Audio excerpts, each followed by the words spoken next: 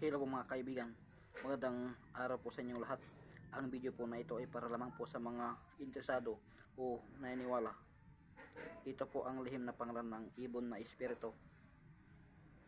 Ingatan niyo po ito, napakalakas po nito. Ito po ang lihim niyang pangalan, yung ibon na espiritu. Bigkasin lamang po sa isipan, huwag ibuka ang bibig para mas malakas. Yun po ang sikreto.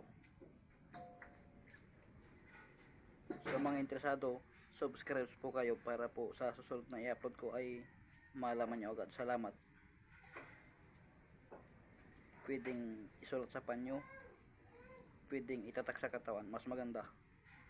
Sa isip lang binibigkas, huwag ibuka ang bibig para mas malakas. Yun po ang sikreto.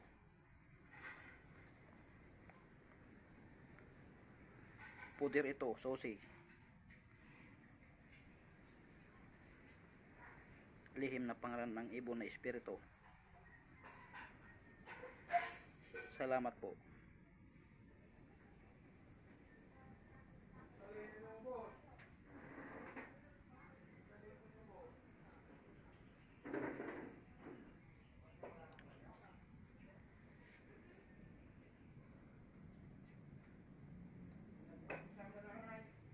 Marami pa akong i-upload. Subscribe po kayo sa mga interesado o gusto ng ganitong usapin. Salamat po.